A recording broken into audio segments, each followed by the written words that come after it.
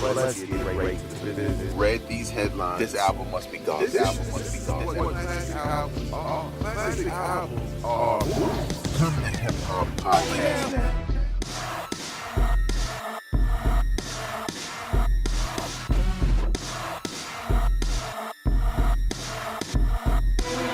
What up, y'all? I am your host, Vegas, and welcome to Hip Hop Now Podcast Extra.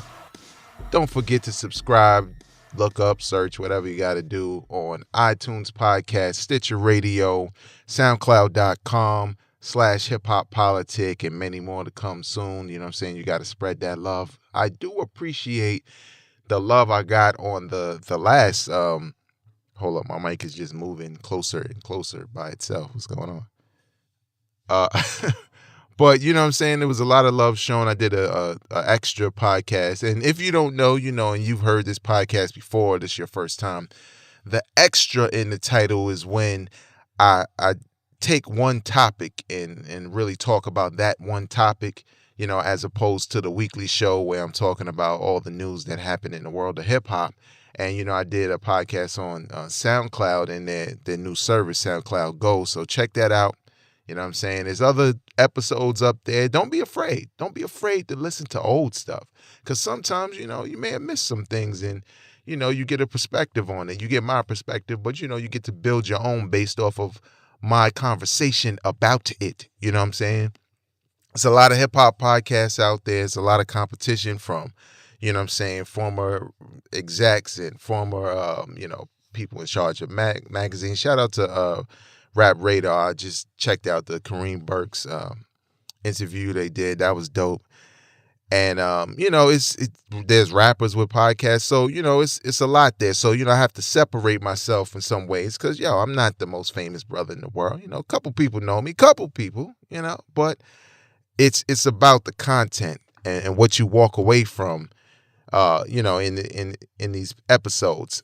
But let's get right into the business. So this podcast extra is the Illmatic.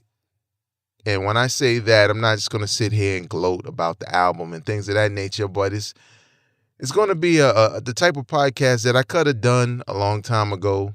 You know, I could have done this when I was on a hip hop show, and you know, it's something that I've talked about with friends and family and, you know, a couple of people that get close to me, but never in depth, never to the masses, because I just was the type of brother, you know, I don't like to be like, yo, I know this person, I do this, and you know what I'm saying? But we're going to get unlimited access right now. So Illmatic, you know, arguably the greatest hip-hop album of all time, you know what I'm saying? Shout out to Ambrosia for Heads. They did like a tournament of greatest hip-hop albums, and Illmatic came out on top.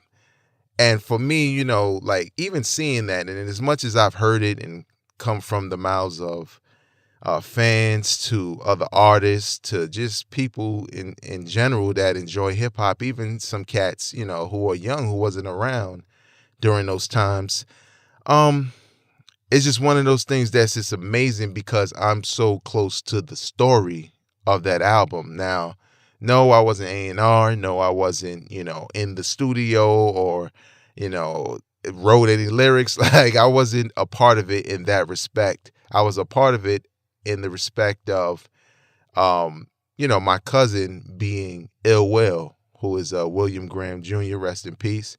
You know what I'm saying? And when I was young, I was in Queensbridge just as much as I was in Brooklyn. You know what I'm saying? My aunt lived in Queensbridge, you know what I'm saying, with my cousin, and she's still there. And, you know, when I was younger, you know, me and my little sister would be over there like every weekend. So I was very, very, very close to that, you know, that part of my family, you know what I'm saying, including my aunt, and still to this day, of course, and my cousin Will. And so, you know, growing up in the 80s and all of that and being there around that time, you know, it was great because, you know, hip hop was flourishing and me and Will were the biggest hip hop fans, and we were, you know, close in age. You know what I'm saying? He had me by maybe 4 or 5 years. And one of the things that, is funny about, we're going to get into the album and all of that, but one of the things that later in life when I went to college, and my cousin passed away, I had like Ill Will written on my Yankee fitted. I've been a Yankees fan. It's not a fashion statement. I just been a Yankees fan, I'm telling you. Uh, and my rhyme book and my poetry book, I had like Ill Will Rest in Peace. And I remember when dudes would see that, and but Illmatic had already been out by that time. This is probably 95, 96, and dudes would see that and be like, yo, is that the same Ill Will, like Illmatic Ill Will? And I was always reluctant to tell that story because, first it's like I say yeah, and they like, oh, yo, that was your cousin? Oh, so Nas. You know what I'm saying? And I was always reluctant because I just wasn't the type, still am, wasn't the type to try to, like, yo, I know Nas and blah, blah, blah. But of course, I did and still did throughout the years when we stayed in touch from time to time. But back to Illmatic, right? So, the whole story with me in regards to that situation, growing up in Brooklyn, Bed-Stuy, Brooklyn, and being in Queensbridge so much, obviously being that close to my cousin, I knew his friends, you know what I'm saying? And Nasir was one of them, you know what I'm saying? And just that whole time of hip hop and being around them and my neighborhood and dudes break dancing and all types of stuff, DJing. But the crazy part was I never knew Nasir rhymed. I never, as much as I was around him, as much as I would go there and me and my cousin would watch videos and talk about stuff, I just really don't remember him ever saying that. And, from the story that was told was kind of like, it was a thing that he did, but he didn't always like put it out there until, later on as he got a little bit older.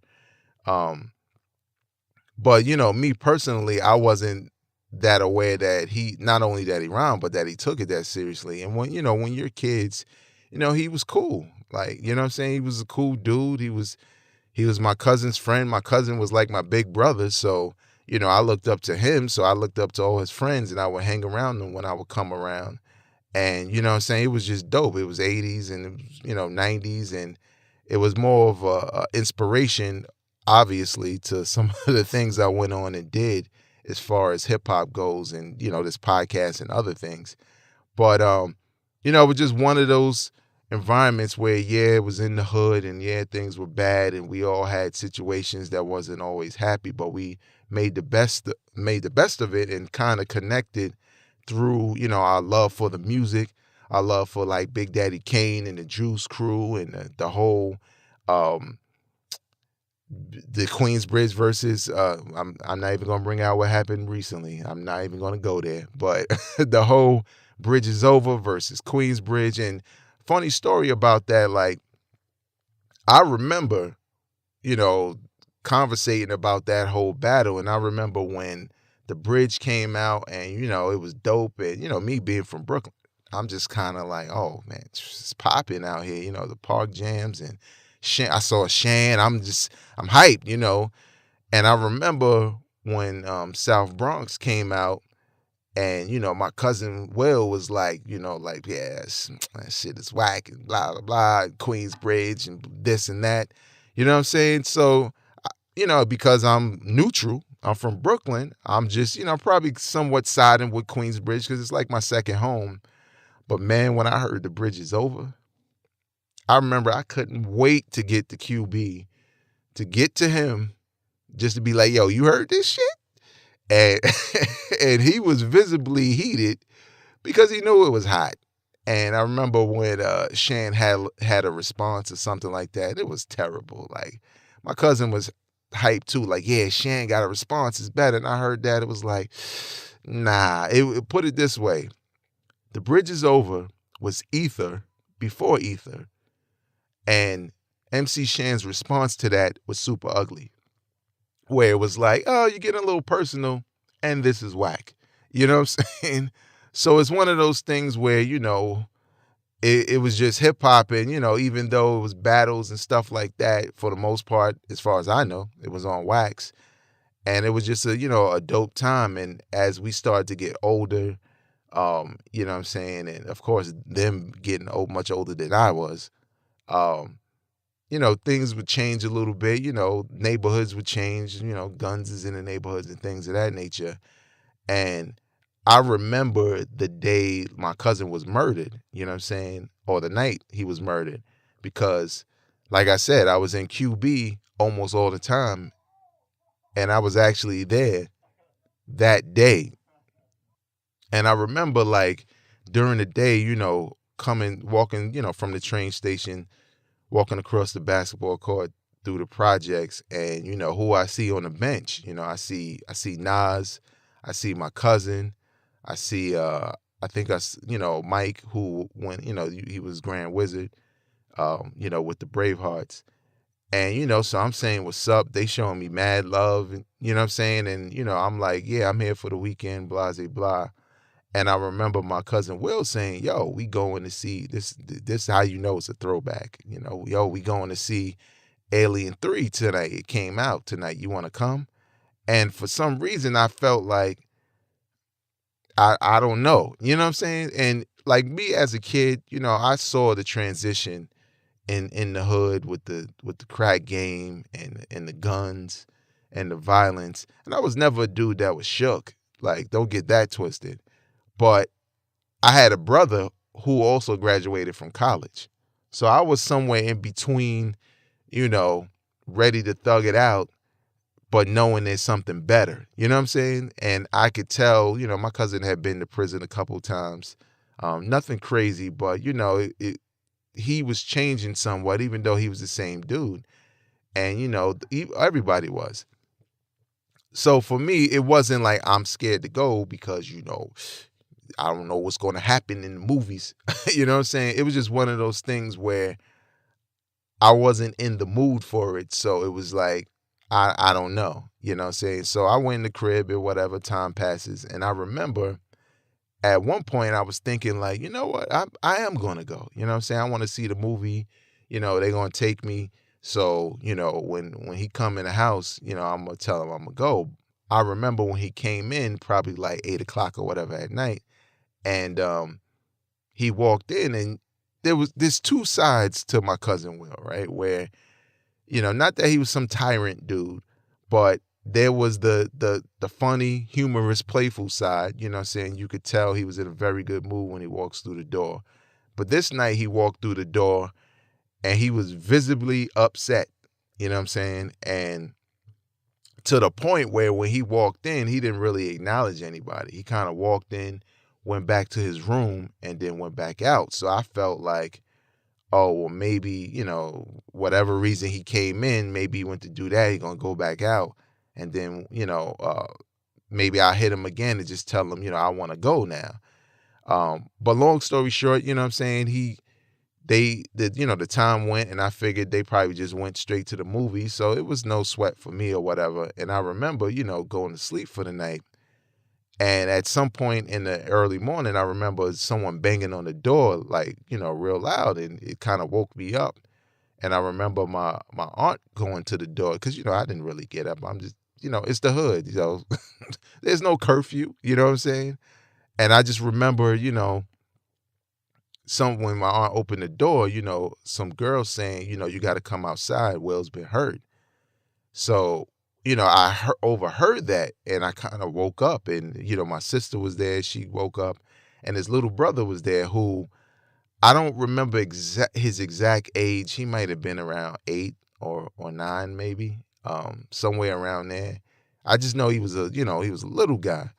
And I remember, we was just up. Like, my aunt went, got dressed and went outside and all that. We was just up. And I remember, like, hours passing because, it was the dead of night. It might have been like 3 a.m. or something like that. And I remember just being up talking to my sister.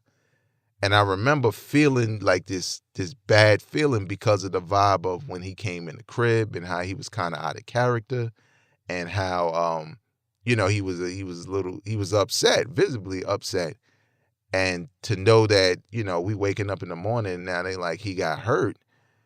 And the fact that, my aunt was gone for all these hours, I'm thinking like, I think something bad happened, you know what I'm saying? I think something really bad. And my sister didn't really want to hear that, you know what I'm saying? She didn't want to believe that anything serious like that happened, you know what I'm saying? And lo and behold, when my aunt finally came back and, she said that he passed away and, started crying and, all of that. And I remember my sister was kind of like looking at me like, just stunned. And we all were kind of stunned. And his little brother at the time, he was so young that he understood, but it wasn't a point of him grieving. You know what I'm saying? It was like, I'll never forget. He was like, I'll grow up. When I grow up, I'm going to become a cop so I can arrest guys like that so nobody else can get killed. And long story short, as far as I know black people say long story short, but it's always going to be a long story. Long story long.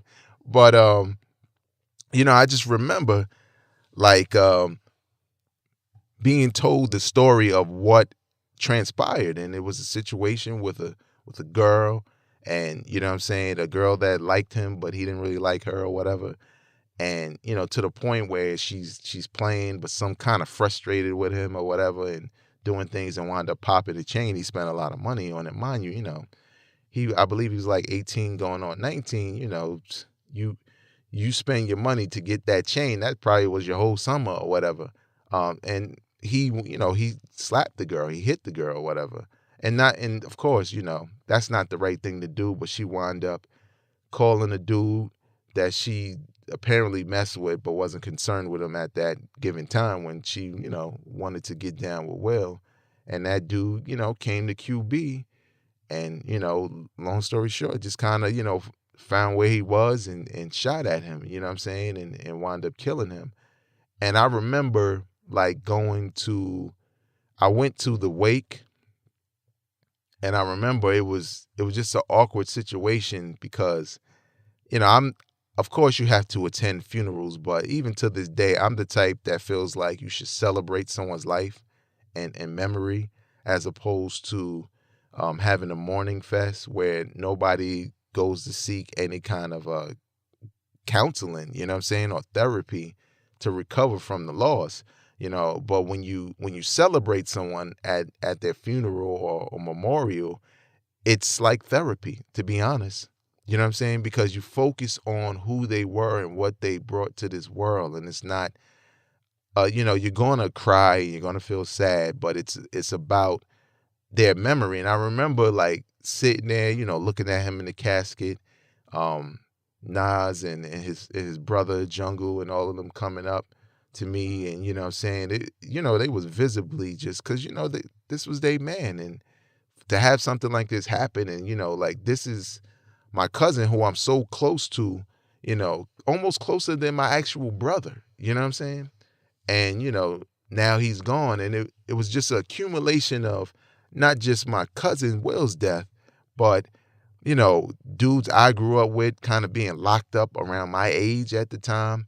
And dudes I knew who I used to play with in my hood, getting shot and killed. It was just an accumulation of things that at that point at his wake, I just had this epiphany of, I have to do better. You know what I'm saying? I have to do better. I have to do something to help change the outlook of my family. Because I come from a family where there's a lot of females and not a lot of males, And at that point in time, most of the males were either in prison, dead, drug addicts, you know what I'm saying? And we would hear stories about their potential. This one was a basketball star with a scholarship. This one was a drummer who played with this one and that. And, it was all downhill. So I felt like, damn, now Will passed away. It's on me. You know what I'm saying? My brother already graduated college, but what's the point if there's only one that's changed the outlook of the family as far as the males go? So, you know what I'm saying? At that point I decided, like I was going to get more into my school, and just stay away from whatever was bad. And in doing that, I got deeper into the hip hop game. I wound up, rhyming myself and DJing. And I would just, instead of hanging out when I didn't have work to do or anything like that, I would just get into that big time, from buying music and listening to it, to buying to Source magazine and read it and all these different things. And I remember it was a funny time because it wasn't like I stopped going to my aunt's house in QB. After that happened, we were still going. But then it was a time when we went, and, Nas and them would always come and hang out with her, and she would fry chicken for them and, eat like that. We frying chicken. Don't even try it. But, I would come over sometimes and they'll be there. And I remember one time when I came over, they like, yo, we about to, Nas is like, yo, what up, Steve? We gonna watch my video. And I'm like, what video? Like, what, like, what are you talking about? And they put it on, and I believe it was Back to the Grill with MC Search. And I remember watching that video like, wait a minute, you rap? You know what I'm saying? He was like, yeah, you know what I'm saying? I'm about to try to get this record deal, and I'm and do an album and things of that nature. And he told me about the Live at the Barbecue, because as big as a hip hop fan as I was just unaware that he rhymed and he was on like that. And the crazy part is, I didn't have the Main Source album, but I had heard it. But I didn't know Nasty Nas was him. You know what I'm saying? Here's this dude that I practically grew up around, and I'm here talking to him, and I'm like, it's not sinking in. You know what I'm saying? It's not real. So I remember another time coming through, and actually, when he told me that he had a single that was coming out on the soundtrack to the movie Zebrahead, which was his whack movie from the 90s. And I kept thinking to myself, all right, his verses was cool, but I never heard on those songs that he was featured, but I never heard him just rap by himself. And I remember being shook that it was whack, because I was just afraid he might ask me about my opinion. So I remember going to the record store in Brooklyn. Shout out to Beach Street. If you're from BK in the 90s, you know what that is. Going there and just looking for it. Like, yo, when it's coming out, I'm going to just buy it. Because remember, I was DJing. So I saw the vinyl. And I remember looking at the cover like, this is it? And it's called Halftime? I was like, what? Is basketball around it? I was to the point where I was so shook of it being whack. Like, everything was a flag. You know what I'm saying? Like, oh, man, I don't know. This is probably garbage. And I remember taking it home and listening to it, and I was like, nah, it's all right. And not too long after that, I remember talking to my aunt over the phone. I think she was telling me that we should come over this particular weekend, because Nasir was going to come by with his new video. And my cousin Kennedy, who we refer to him as Nene, who is Will's little brother, he was like, and he's in it.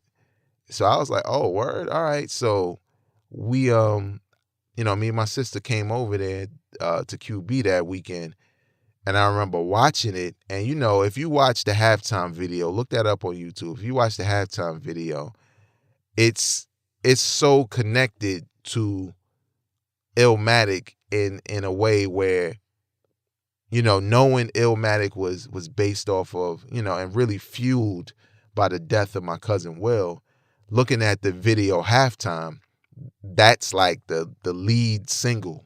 You know what I'm saying? We know it ain't hard to tell was, but as far as like the concept and the energy behind the album, because they had my cousin's like girlfriend in it, they had the little memorial that was there from when, he got killed.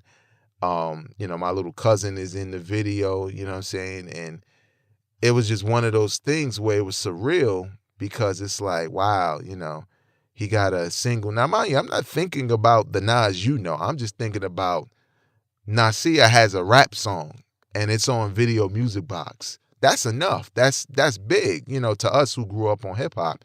But then, some time passed or whatever, and I kept coming through the QB, and I would see them, and I would talk to Nasir briefly, because honestly, when you think about it, they were kids, I was a kid, and none of us really knew how to deal with the death of Will, so we were dealing with it in our own ways.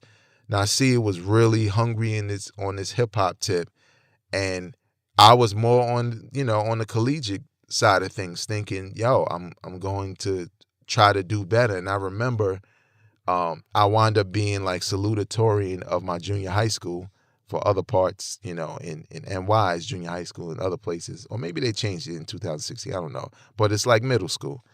And I remember I became, salutatorian, which is, at your graduation is you have the second highest grade point average in the school. And I remember kind of being shocked, but then kind of feeling like, well, that's what I was working towards, you know what I'm saying? And having to give a speech and all types of stuff like that. So, we had two different paths, and it was, we didn't understand it, but it was kind of being fueled by the death of my cousin slowly. And I remember in high school when I went to high school, and I remember when Illmatic was coming, and I'll never forget that Source magazine with Gangstar on the cover, and I remember seeing Nas, Illmatic, 5 Mic Classic, and I couldn't believe it, because I was like, nah, really? Like, you know what I'm saying? Not that I felt like my man was whack. I just felt like it was unbelievable, because it was like, yo, what does this album sound like? Like, because, it's one thing for me to hear Live at the Barbecue and be like, yeah, that joint was hot and it was cool, and hear Back to the Grill Again and Halftime and kind of feel that way.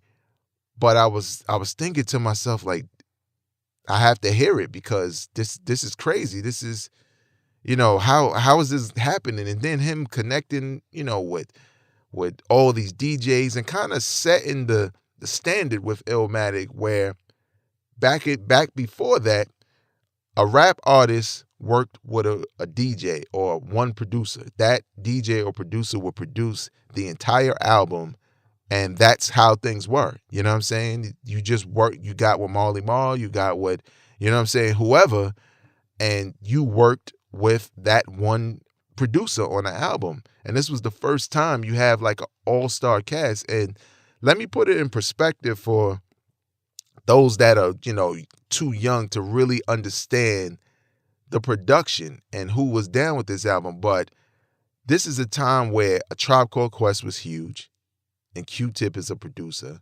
Gangstar was huge, especially DJ Premier, and he was a producer. Large Professor was huge. Pete Rock was Pete Rock was like Pharrell back then, you know what I'm saying, on the hip-hop side, because he mostly did the hip-hop. And you have all these producers who want to work with this teenager out of Queensbridge on his first album. It's something that was unheard of at the time. And to have it come out and be stamped as a classic, well, actually, before it came out, it was stamped as a classic, was crazy. And I remember the time as it was getting closer to coming out, I read an article, I think in the Daily News or something, about the anticipation between Nas's Illmatic versus Snoop Dogg's Doggy Style. And I remember it was hard for me to, like, I was excited for Snoop album. Don't get it twisted. Like, excuse me, it was, I was excited for the Snoop album, but I was cautiously excited for Illmatic, because I felt like, I don't think the source is lying. The source was definitely credible back then. But I didn't know what to expect, because I felt so close to the situation. When you know a person, it's like when some people who may be friends or whatever with certain celebrities can relate, but it's like, to you, that's just Nasir that lives on the 5th floor. To the world, yo, that's Nas. And that just didn't register with me, that he was this popular. before the album came out. So when the album finally came out, of course, like I always did, I went and I picked it up, and I remember like taking the bus home, and while I'm on the bus, I'm opening the cassette tapes. I didn't have a CD player, cassette throwback. But I remember opening it and reading the liner notes and the thank yous and looking at all the pictures, and I'm still kind of like blown away because it's like, this is QB all up in the pictures, and there's a lot of dudes over there I grew up around, my cousin's friends. You know what I'm saying? He has an album out, and to me it was kind of like, you know what? Even if it's whack, at least somebody did it. All that hip hop growing up. You know what I'm saying? From breakdancing to doing videos in Macy's. Not that I did any, but like them as friends or whatever doing that.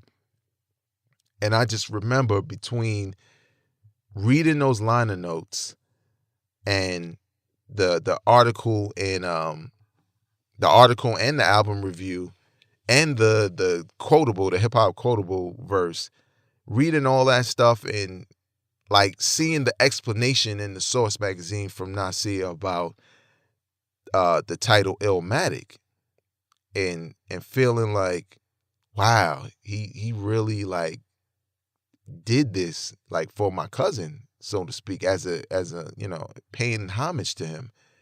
And the fact that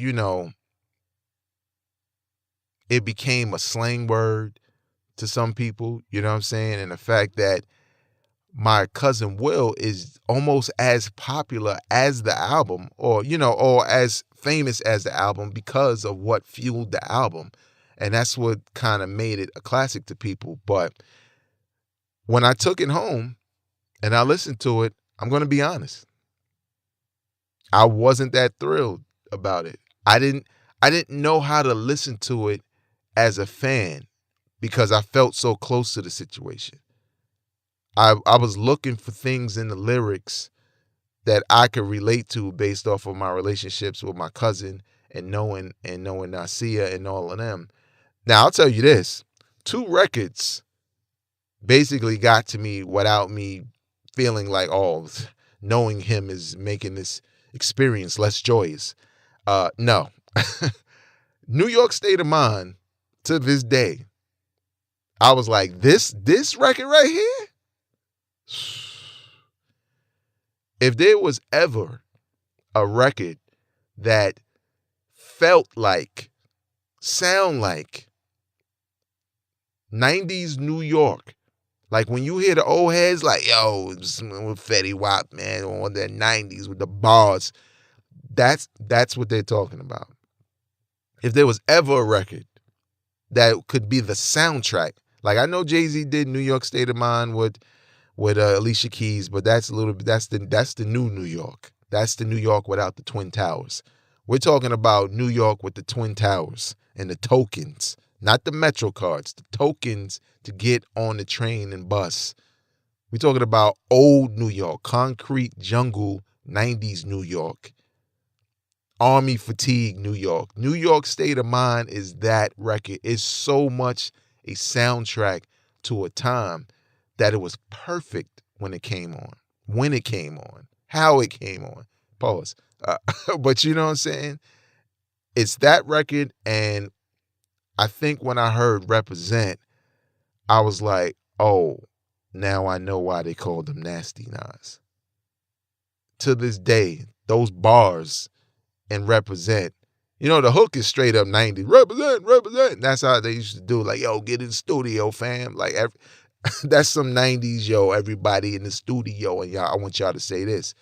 But yeah, Represent and New York State of Mind was songs like off the rip. I was like, okay, he's nice. I can see past friendships and relationships to say, nah, he's dope. And I remember it took me a while for the album as a whole to really get into it as a fan because I was having trouble separating Nasir from Nas. And it took listening to other people that didn't really know him and didn't really know the situation, and then feeling like, okay, maybe I could see. And then there was that point when I listened to it and I was like, I could really see, because like, rest in peace to my man Reggie Bryant. But I remember like he knew, who my cousin was. He knew that I knew Nas. And when that album came out, he was the first one, because I was honest with him, like, yo, I don't know how I feel. He was like, what? Like, are you crazy? It's the greatest album ever. He said that back then. It's the greatest album ever. And I'm like, really? Like, what?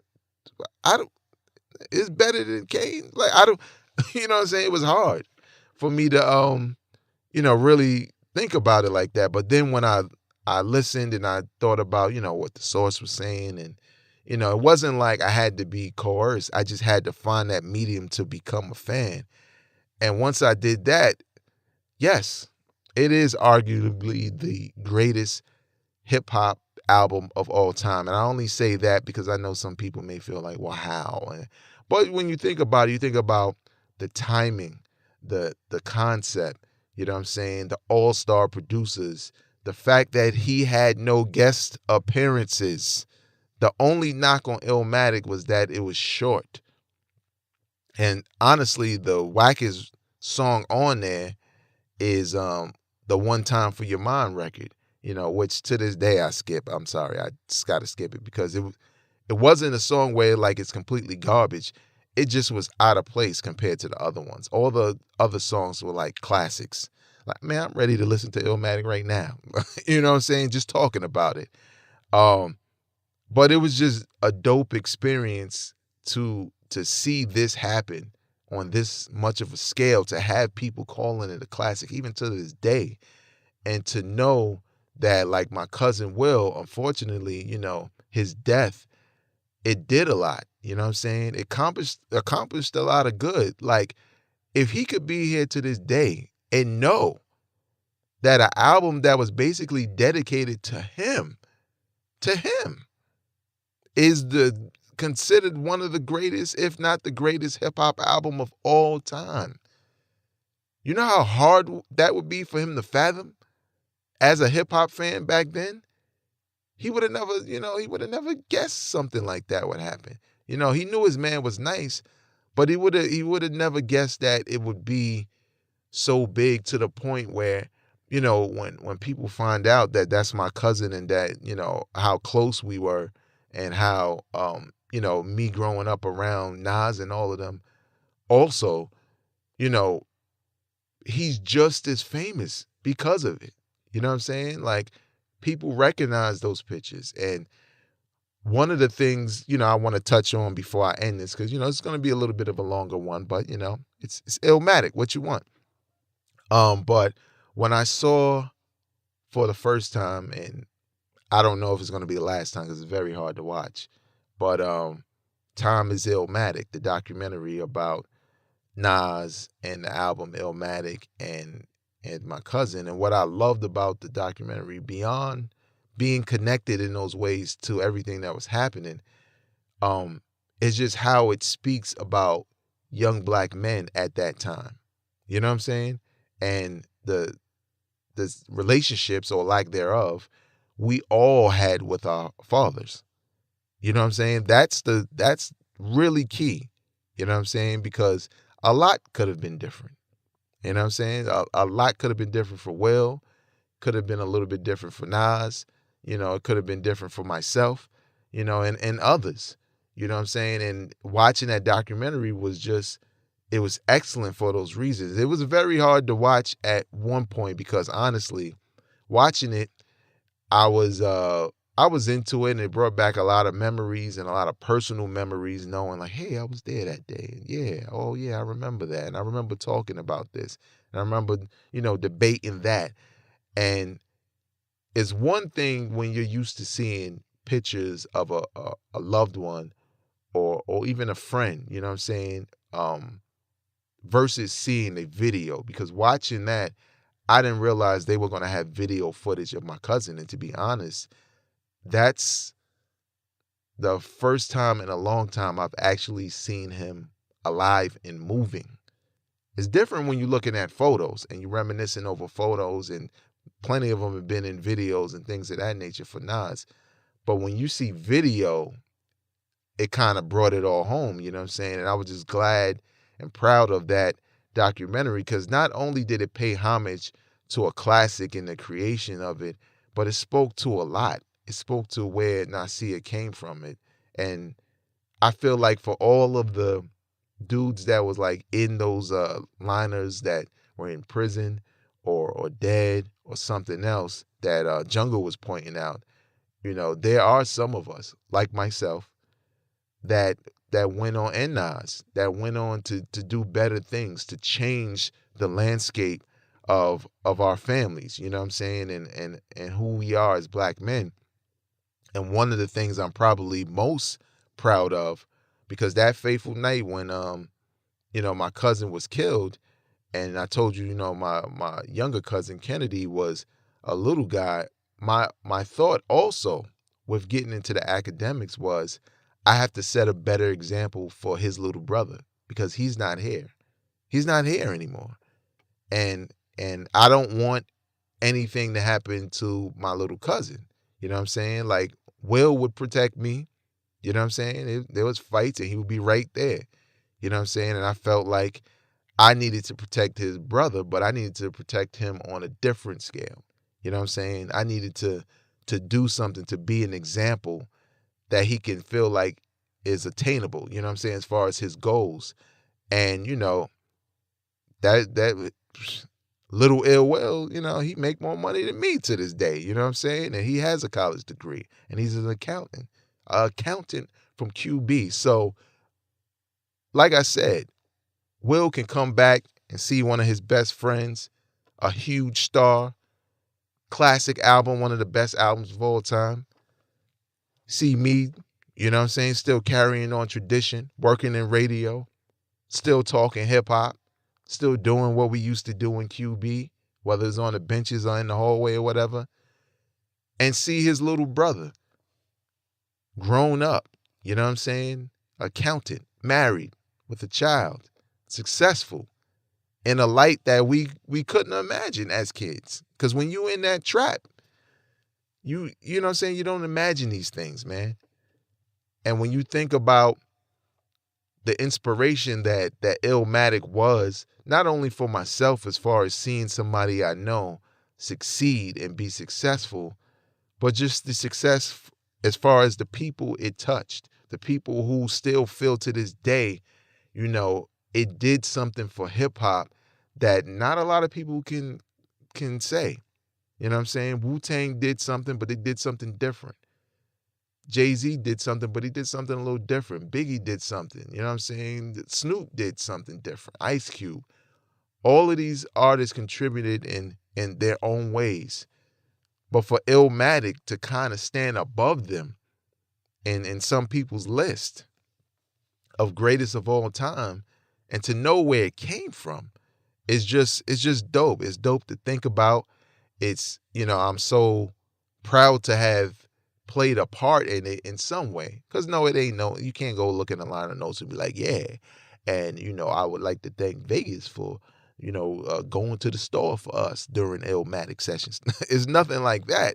But in regards to being there around that time, sharing our love for hip hop, inspiring one another. And, to this day, like, I've spoken to Nas over the years, and I'll tell you like this. Some people think money changed people, but I'll tell you like this. That brother, every time I spoke to him, like when I was in college a couple of times and all of that, he was more excited to hear from me than I was to hear from him. I could be a little moody. I admit that. But, you know what I'm saying? I was just shocked, and it was something to look up to be honest.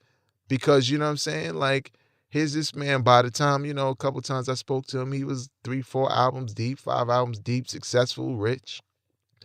And he gets on the phone with me, and he's more happy to hear from me than anything. And, you know what I'm saying? I think that's dope. I think that speaks to his character, the type of person he is, and how he's grown as a man.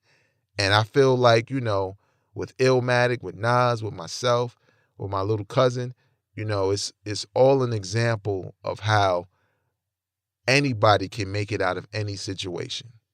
regardless of how bad it may be, regardless of how stagnant you may feel, you can make it out of any situation as long as you want it. That's going to do it for me for this week. Check out the blog hiphoppolitic.com and follow me on Twitter at VegasWorldINC and like the Facebook page because some of y'all still like Facebook. Facebook.com/hiphop right now. Don't forget to subscribe. Please share the podcast because I guarantee you this. There's no other podcast that can speak about that legendary album from that perspective because you would have to be me.